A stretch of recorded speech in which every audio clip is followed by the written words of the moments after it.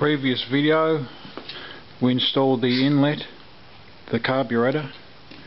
We adjusted this fuel switch so that it was on that angle there, coming out with the clear hose to be able to see whether or not there's fuel going to the carburetor. The design hasn't worked properly because, as you can see there's an air bubble going from there to there. So what I'll have to do is shorten this hose so that it comes down here. We put in the timing plug, see-through timing plug, and did the timing, backed these off and turned this adjustment plate so that there were two dots appearing in the window there. That work didn't make any difference to the bike. We then installed two new Iridium NGK spark plugs and the bike ran fine. So it's just a matter of now trying to start it up. If it starts right up, then it's fixed. If we establish that it's fixed, then I start putting the bike back together. There was one strange thing that happened yesterday. I got it all set up to do the timing. I got the timing light, and just as I picked up the timing light and aimed it at the the window there for the timing, the bike cut out. And then I came around here and I pushed this starter switch and nothing happened for about 30 seconds to a minute. Of course it wasn't on film, and surely enough when I turned the camera on, pushed the button and it started up, so it was a bit strange.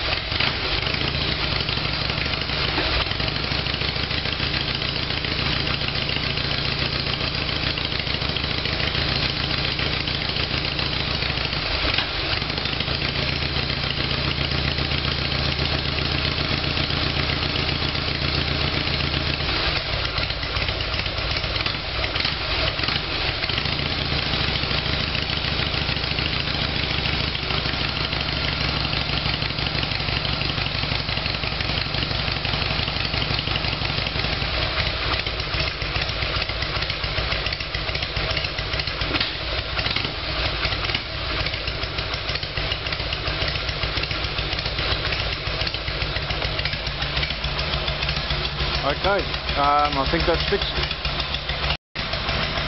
Okay, so that was a cold start.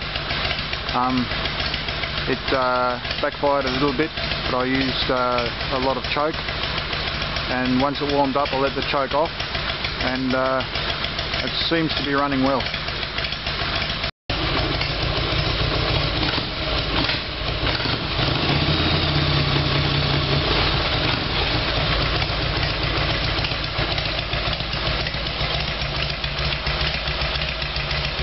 Okay, so that's good news for me.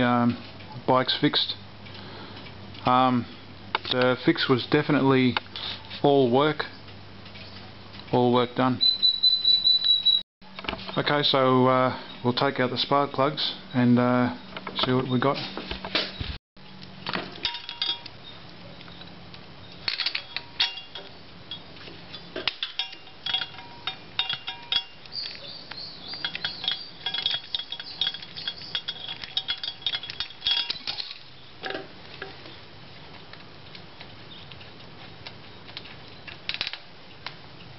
Okay, that's really badly fouled up.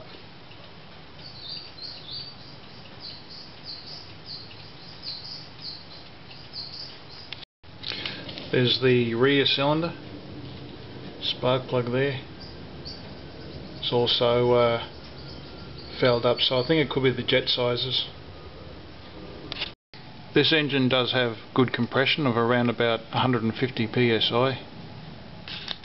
The air-fuel mixture is 1 3/4 turns out with the I think it's the idle screw mixture. Looking through the comments, somebody said that he thought that the baffles had been taken out of the bike. That could be right, I'm not sure. It's loud, but it's not that loud. And another comment here, check your jetting. A lot of people use a 185 main jet and a 45 secondary jet. Okay, so looking inside the exhaust tips, I don't think that the baffles have been taken out. You can see there that everything's still intact and nothing's been removed. Same with the other one.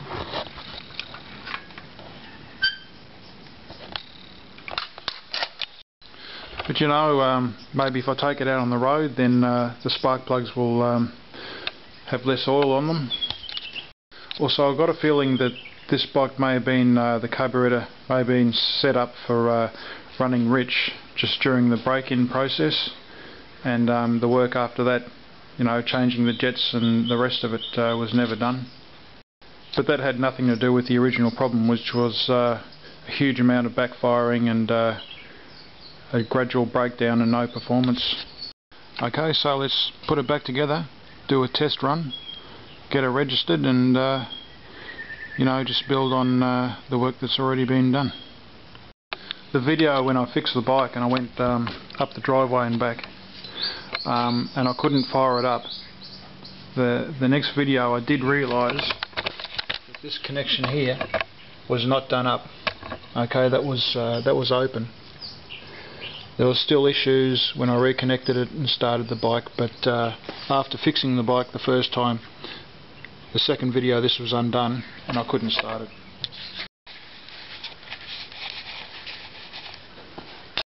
I haven't had an opportunity to get longer screws, so I'm not going to put the metal plate on.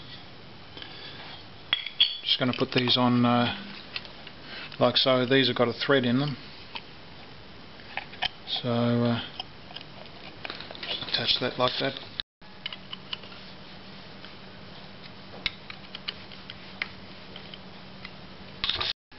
This is the indicator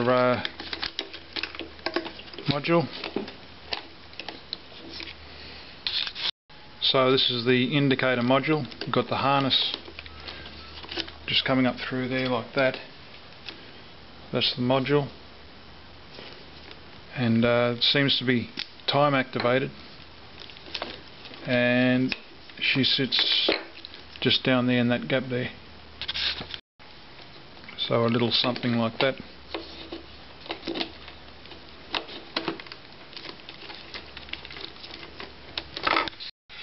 This is the CDI ignition module.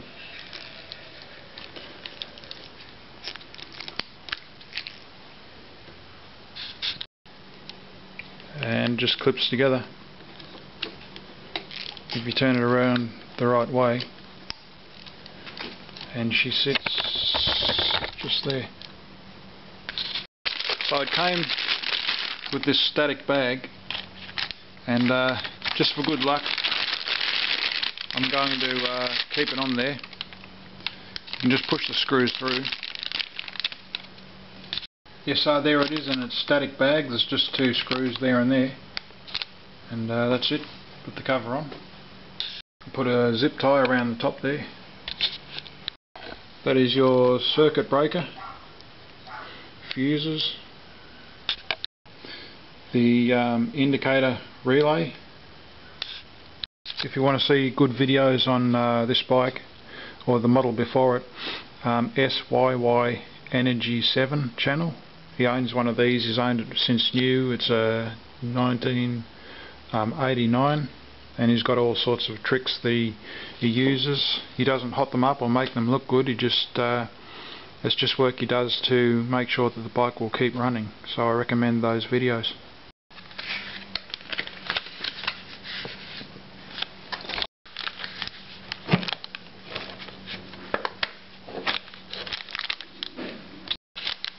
So it's a tight fit.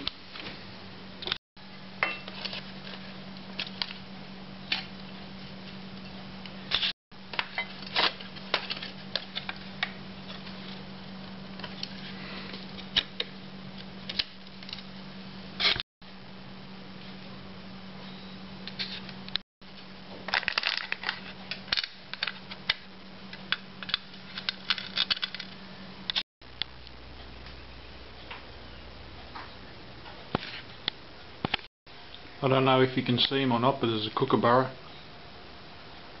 just there. Okay, this is an engine brace, a ignition switch and horn holder. So I'll attach that now.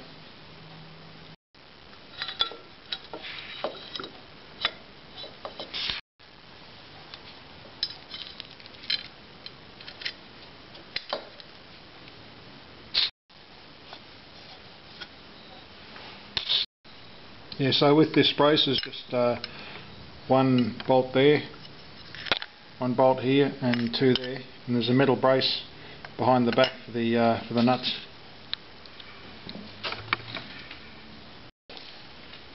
So this is a non-standard ignition switch holder. You can see it's been sort of knocked up in a garage somewhere.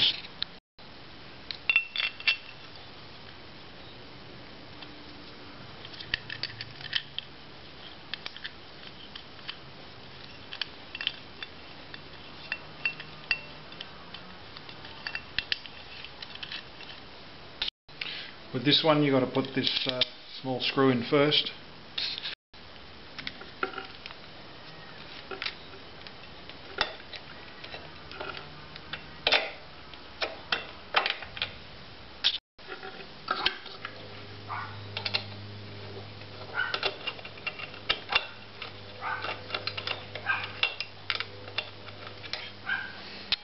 So what I do with my ignition switch, just to make sure that there's no short circuit, is I've just got this piece of plastic and I put it between the frame and the electrical circuitry there.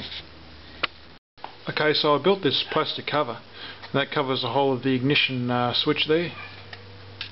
Okay, so that's it. That's the front of it there, where the weather will be going in. You can see there's just enough room for the wires to get through. It hooks around the back on either side.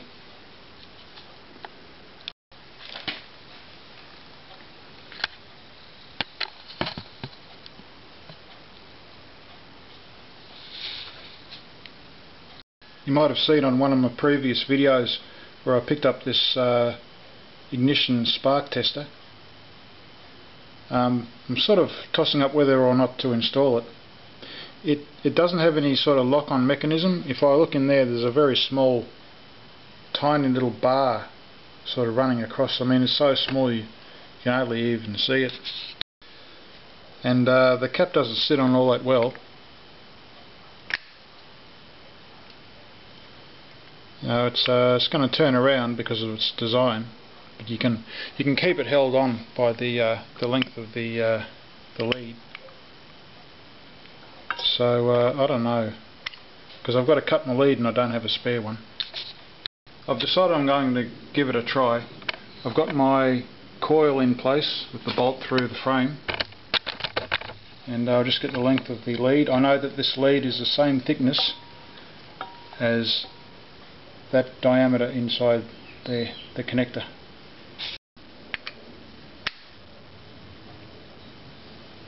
I think I can just get these at a auto parts store, but these two leads cost an embarrassing $60, so I hope this goes well.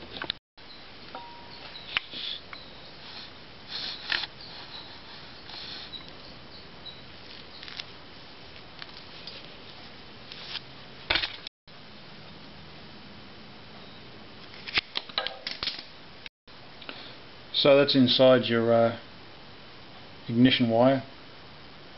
It just looks like a metal lead, silicon around the outside with black around wrapped around that.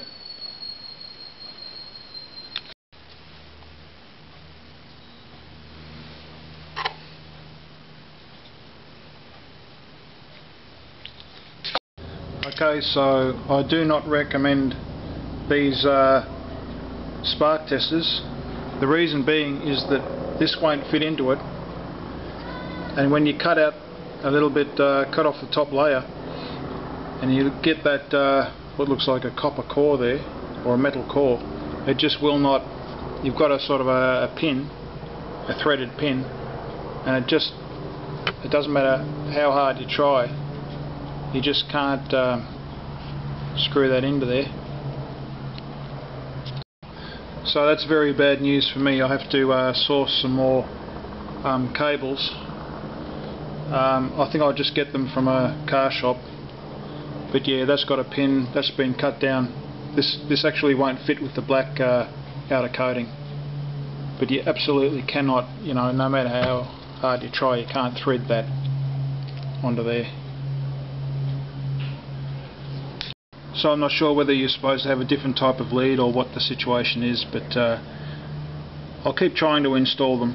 I'll just see what sort of lead's supposed to be used with them. Because as I'm breaking down, I can look down and see if I've got spark or not. And I can see if I've got fuel or not, and I can see if my charging system's working or not. So battery gauge, LED battery gauge.